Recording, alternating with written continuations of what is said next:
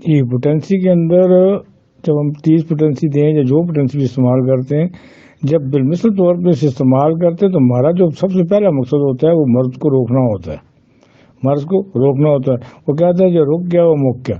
تو اس طرح کیا ہوتا ہے، جب مرض رک جاتی ہے نا تو پھر پیشنٹ ٹھیک ہو جاتا ہے اور اسی پھر فیل کرتا ہے کہ میں ٹھیک ہو گیا ہوں۔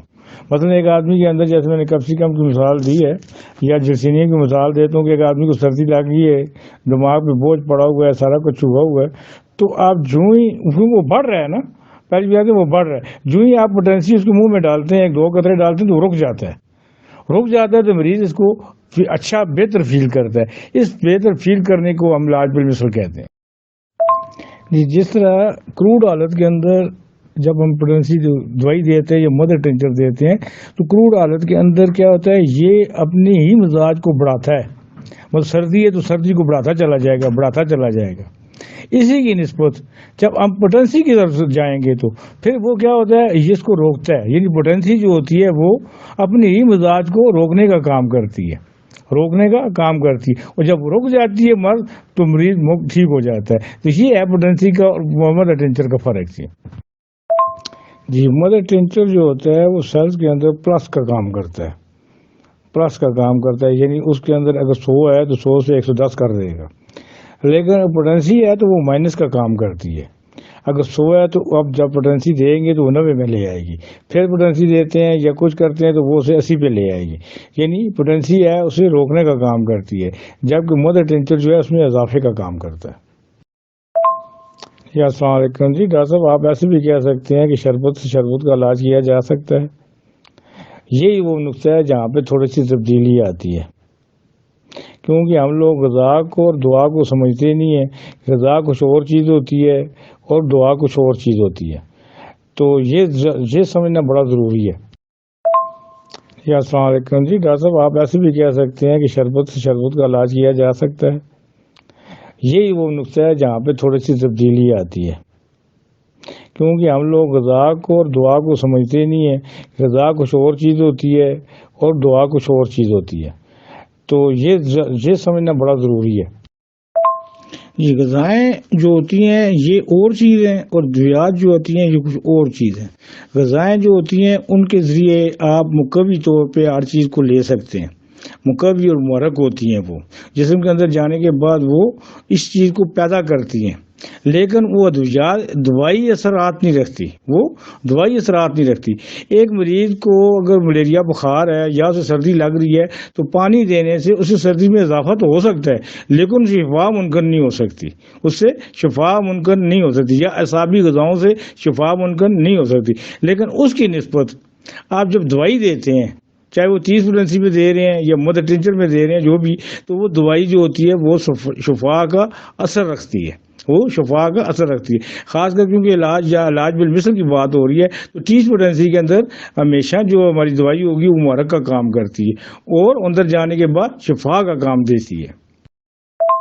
وہ ادویات جو کہ اسپرٹ کے اندر جانے کے بعد اور اپنا اثر رکھتی ہیں اور جب بھی آپ قطروں کی شکل میں دیتے ہیں تو جسم کو اسٹیمولیٹ کر دیتی ہیں، وہ تو ہومیوپیتھک ادویات کہلاتی ہیں۔ اور جو ادویات اسپرٹ کے اندر جا کے ڈیڈ ہو جاتی ہیں اور اپنا اثر کوئی نہیں کرتی، وہ جو ہے وہ حکمت کی دوائیاں کہلاتی ہیں اور انہیں ہم غذائی علاج کہتے ہیں۔ تو بس یہ جو فرق جب آپ کو سمجھ آ جائے گا تو پھر آپ آگے چل سکتے ہیں۔ جی قصہ مختصر یہ ہے کہ اگر آپ ایک پیشنٹس کو پانی دے لیں، اس کو روزانہ کا استعمال ہے اور آج کا رمضان بھی ہے اور انشاءاللہ تعالی اس میں آپ کو سمجھ میں میری بات آ جائے گی کہ پانی اینٹی ڈوٹ کس کا ہے؟ خشکی کا، کہ جب پیاس لگتی ہے، بہت زیادہ شدید پیاس ہوتی ہے تو ہم لوگ پانی پیتے ہیں اور پانی اندر جاتے ہی جسم کو ٹھنڈا کرتا ہے اور اپنے مد مقابل خشکی گرمی کو ختم کرتا ہے۔ تو ہم یہ کہتے ہیں کہ پانی جو ہے علاج بالضد کی صورت کے اندر خشکی گرمی کا توڑ ہے۔ بالکل اسی طرح ایک آدمی ہے جس کو پانی کے ساتھ الرجی ہوتی ہے، جیسے کہ ویٹ الرجی ہوگی، یا جس کے جسم بہت زیادہ ٹھنڈا ہے، دماغی اعصابی والا پیشنٹ ہے، جسم بہت زیادہ ٹھنڈا رکھتا ہے، اب یہی پانی جب ہم اس کو دیتے ہیں تو اس کی یہ علامات کو تیز کر دے گا۔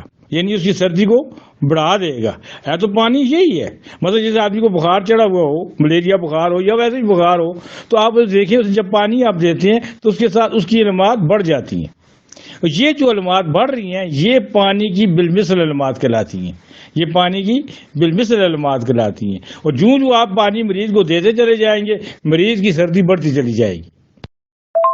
ایک آدمی ہے جس کو پانی کے ساتھ الرجی ہوتی ہے, جیسے کہ ویٹ الرجی ہوگی, یا جس کے جسم بہت زیادہ ٹھنڈا ہے, دماغی اعصابی والا پیشنٹ ہے, جسم بہت زیادہ ٹھنڈا رکھتا ہے. اب یہی پانی جب ہم اس کو دیتے ہیں تو اس کی یہ علامات کو تیز کر دے گا, یعنی اس کی سردی کو بڑھا دے گا. ہے تو پانی یہی ہے. مطلب جیسے آدمی کو بخار چڑھا ہوا ہو, ملیریا بخار ہو یا ویسے ہی بخار ہو, تو آپ دیکھیں جب پانی آپ دیتے ہیں تو اس کے ساتھ اس کی علامات بڑھ جاتی ہیں. یہ جو علامات بڑھ رہی ہیں یہ پانی کی بالمثل علامات کہلاتی ہیں. یہ پانی کی بالمثل علامات کہلاتی ہیں. اور جو آپ پانی مریض کو دیتے چلے جائیں گے مریض کی سردی بڑھتی چلی جائے گی. اب یہاں پر پانی جو ہے اس کا سمجھنا بہت ضروری ہوتا ہے.